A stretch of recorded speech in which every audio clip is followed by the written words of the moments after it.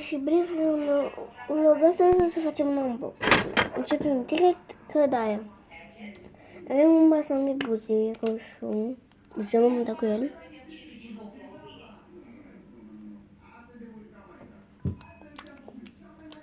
Miroase foarte bine.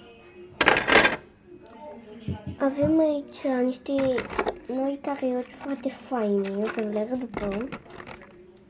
Colorează și niște ațipeduri. Mai că am lipit câteva din ele.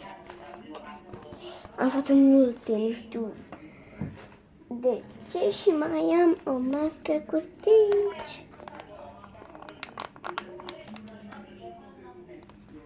Cred că o să-mi pun masca acum. Da.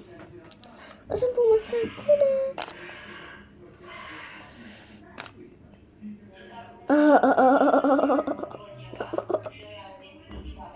Oh.